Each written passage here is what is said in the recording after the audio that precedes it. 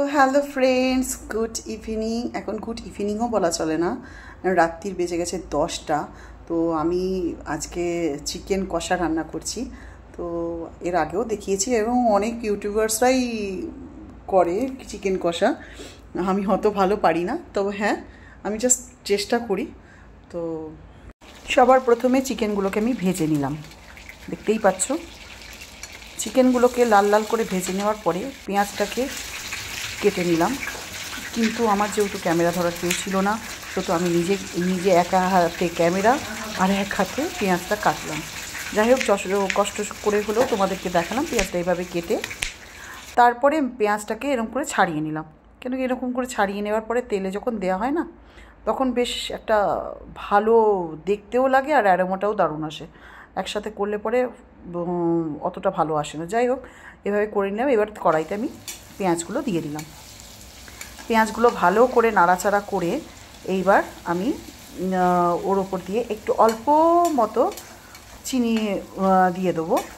তার আগে আমি তোমায় দেখিয়ে দিই, এর মধ্যেই আমি রান্নাঘরটাও অল্প অল্প করে গুছিয়ে নিলাম। এই আমার রান্নাঘর। হ্যাঁ, যাই হোক, এইবার আমি পেঁয়াজের মধ্যে চিনিটা ফাইনালি অ্যাড করে দিলাম, দেখতেই পাচ্ছ। ফাইনালি অ্যাড করে দিলাম। এইবার তারপরে আমি চিনি, অনেকে দেয় চিনি কিন্তু তেলেতে দেয়, আমি তেলেতে দিলাম না, আমি পেঁয়াজের মধ্যেই চিনি দিই। এবার আস্তে করে আমি শুকনো লঙ্কা, আদা বাটা আর রসুন বাটা মিক্সিতে করে নিলাম, দেখতেই পেলে।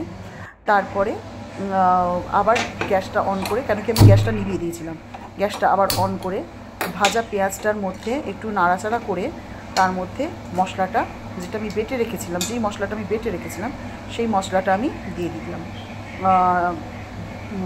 দেখতেই পাচ্ছ, মশলার মধ্যে আমি দিয়ে দিয়েছি, আমি আগেই বলেছি, আদা রসুন আর শুকনো লঙ্কা বাটা, তো একসাথে দিয়ে দিলাম।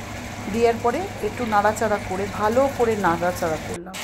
করার পরে দেখতেই পাচ্ছ কীভাবে নাড়াচাড়া করলাম, অনেক সুন্দর নাড়াচাড়া করে তারপরে ওর মধ্যে দিয়ে দিলাম হচ্ছে একে একে নুন আমি আন্দাজ মতো দিলাম, আমি যতটা নুন পরিমাণে খাই সেরকম বুঝে দিলাম। তোমরা চাইলে তোমাদের আন্দাজ মতো দিও নুনটা। নুন দিয়ে দেওয়ার পরে দিয়ে দিলাম হলুদ দিয়ে দেওয়ার পরেই দিয়ে দিলাম গুঁড়ো লঙ্কা দিয়ে ভালো করে নাড়াচাড়া করে ভালো করে কষিয়ে নিলাম মশলাটা পুরোপুরি।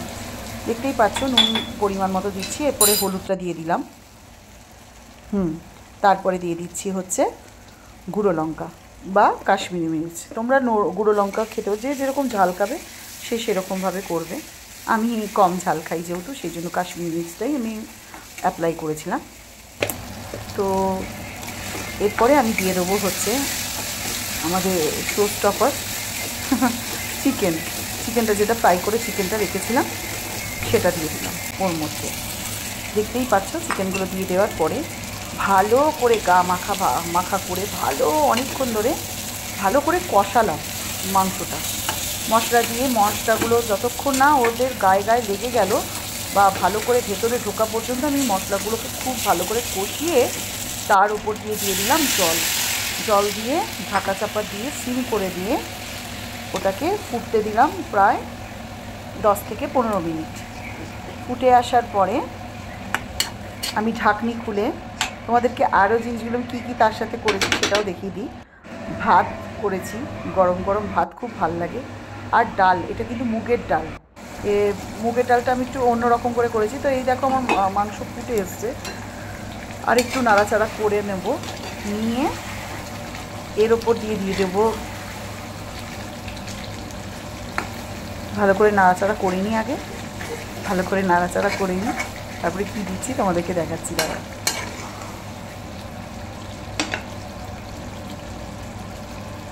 আমি এবার দিয়ে দিলাম কাঁচা লঙ্কা।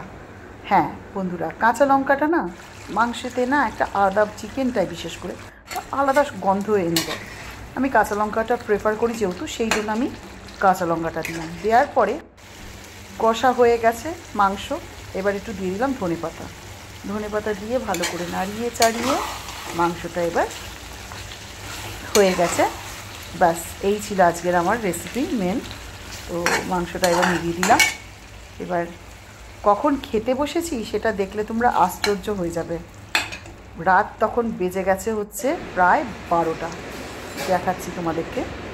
12টা বেজে গেছে, আর রাত্রিবেলাতেই ডাল ভাত আর চিকেন কষা।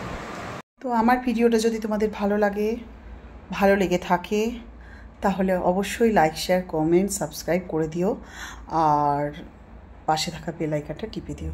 তো চলো, টাটা, বাই বাই।